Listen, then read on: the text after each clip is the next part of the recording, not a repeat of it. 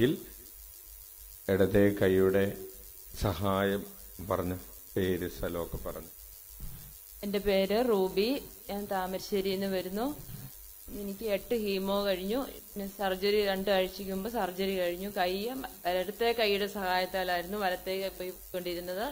ഇപ്പോൾ ഒരു കുഴപ്പമില്ലാണ്ട് 2 കൈയും എനിക്ക് പൊക്കാൻ സഹായിക്കുന്നുണ്ട്. വേദനയും കുറവുണ്ട്.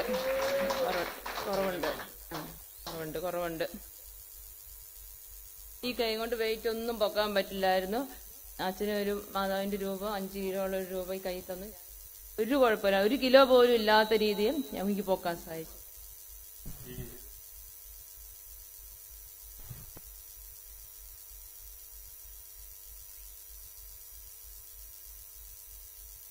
ഇതിന് 5-6 കിലോ വെയിറ്റുള്ള സാധനമാണ്. ഹല്ലേലൂയ. അതായത് കൈ സ്വയമായിട്ട് തന്നെ പൊക്കാൻ വേറെ മറ്റേ കൈ കൊണ്ട് എങ്ങനെയാണ് പൊക്കിയിരുന്നത്? അപ്പൊ ഗ്ലാസ് ചായയൊക്കെ കുടിക്കുമ്പോഴെങ്ങനെയായിരുന്നു? വെള്ളം കിട്ടൂല്ലായിരുന്നു. ഈ ചായ പോലും കുടിക്കാൻ പറ്റാത്ത കൈ ഇങ്ങനെ പിടിച്ചു കുടിക്കാൻ പ്രയാസമായിരുന്നു. കർത്താവ് ഇപ്പൊ ആ വേദന മാറി. അതുപോലെ അവിടെ വലതുവശത്ത് ബ്രസ്റ്റ് റിമൂവ് ചെയ്തതിന് ശേഷം അവിടെ ഒരു മുഴ കൂടിയൊക്കെ ഉണ്ടായിരുന്നു. ആ മുഴ ഇപ്പോ കാണാനില്ല, അല്ലേ? നമുക്ക് പത്രത്തിൽ കൊടുക്കാം, കാണാനില്ല എന്ന്. Hallelujah, praise the Lord.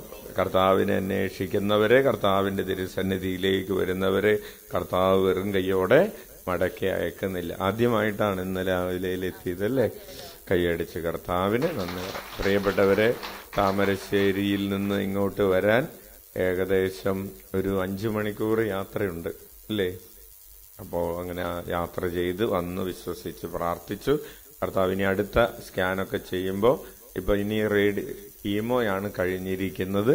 ഇനി റേഡിയേഷൻ ചെയ്യണം എന്ന ഒരു സ്ഥിതിയിലാണ് ഇവിടെ വന്നത്. അടുത്ത സ്കാനിങ് ഒക്കെ ചെയ്ത് ഇനി CT ചെയ്യാനുണ്ട്. CT ചെയ്യും.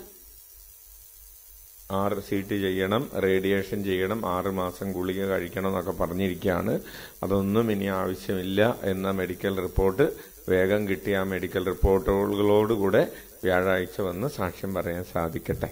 God bless you. Praise the Lord. Hallelujah. വേറെ ആർക്കാണ്